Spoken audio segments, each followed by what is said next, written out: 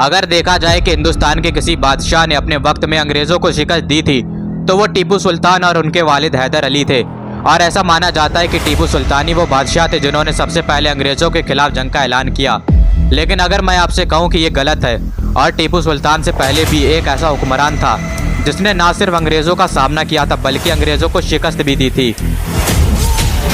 और ये हुक्मरान कोई और नहीं बल्कि मुगल सल्तनत के आखिरी सबसे ताकतवर बादशाह औरंगजेब आलमगीर थे।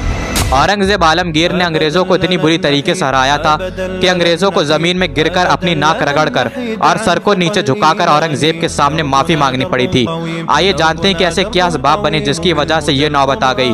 हिंदुस्तान में तकरीबन 200 सालों तक अंग्रेजों हुकूमत को कायम रखने वाली ईस्ट इंडिया कंपनी फतह पर फतह हासिल करती चली गई और तारीख में ऐसा पहली बार हो रहा था कि कोई कंपनी किसी मुल्क पर हुकूमत कर रही हो। लेकिन इस सफर के दौरान एक मोड़ पर उन्हें ऐसा झटका भी मिला था कि अगर उससे इन्हें राहत न मिलती तो आज कंपनी का वजूद तक हिंदुस्तान में न मिलता। बाद में कंपनी ने अपने सर से शर्मनाक हार का दाग हटाने की पूरी कोशिश की और इसी वजह से आज तक कोई भी जंग के बारे में जानता भी नहीं है। बहुत कम लोग हैं जो जानते हैं और बहुत कम लोग हैं जो जानते हैं कि सिराजुद्दौला और टीपू सुल्तान पर जीत हासिल करने से पहले अंग्रेजों ने मुगल बादशाह औरंगजेब आलमगीर से भी जंग करी थी।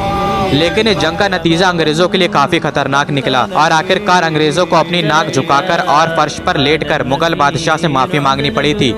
दोस्तों, ये दास्तान कुछ इस तरह से है कि ईस्ट इंडिया कंपनी की नींव रखने के बाद हिंदुस्तान के कई इलाकों में ईस्ट इंडिया कंपनी ने अपनी फैक्ट्रियां लगाना शुरू कर दी और अपनी तिजारत को बढ़ावा देने लगी, जिनमें मशहूर इलाके सूरत, मुसल्लीपट्टम, मुंबई और हुगली थे। उस दौर में अंग्रेज हिंदुस्तान से रेशम और कई तरह के कपड़े ले जाया करते थे और खास तौर पर उस वक्त बंगाल के ढाका का मलमल की ब्रिटेन में ज्यादा मांग थी। अंग्रेजों की तिजारत पर उस वक्त कोई भी टैक्स नहीं लगाया जाता था, बल्कि अंग्रेजों का जो भी सामान हुआ करता था उसका 3.5% उनसे वसूल कर लिया जाता था। सिर्फ अंग्रेजी नहीं, उस वक्त डच, पुर्तगाली और कई तरह के तिजारत करने वाली यूरोपीय भी थे। उन्होंने मुगल अधिकारियों से मिलकर वो सारी परमिशन अपने पास ले ली जो अंग्रेजों के पास थी और अंग्रेजों को ये बर्दाश्त नहीं हुआ कि उनकी तिजारत में कोई और भी हिस्सेदार बने।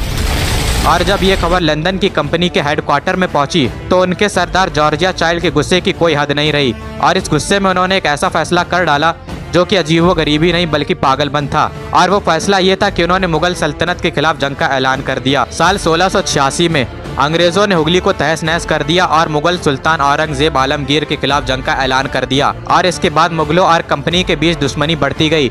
लेकिन अंग्रेजों ने पूरी सूरत हाल को गलत समझा और मुगलों की ताकत को कम समझा था।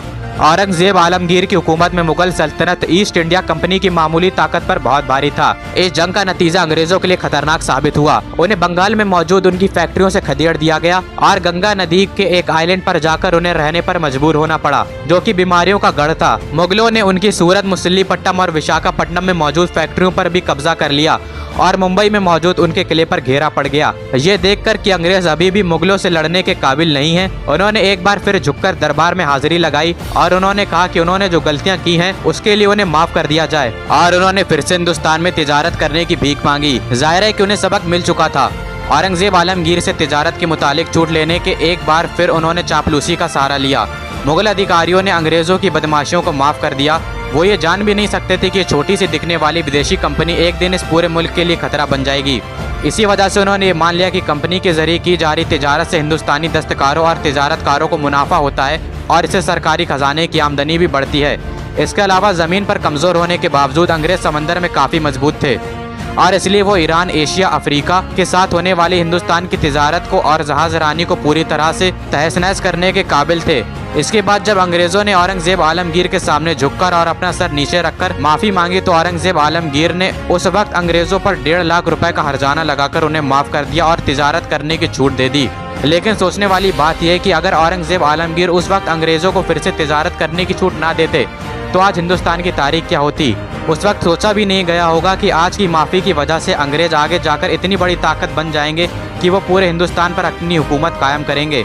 और अंग्रेज़ों ने इस जंग को अपनी तारीख से मिटाने की पूरी कोशिश की कि किसी तरह ये किस्सा हिंदुस्तान के लोगों के सामने से हटा दिया जाए और हिंदुस्तान की किताबों से गायब हो जाए। लेकिन तारीख को छुपाया जा सकता है, मिटाया नहीं जा सकता। ये तो उनकी तारीख है कि उन्होंने झुककर अपना सर नीचे ज़मीन में रखकर एक हिंदुस्तान के बादशाह से माफ़ी मांगी थी।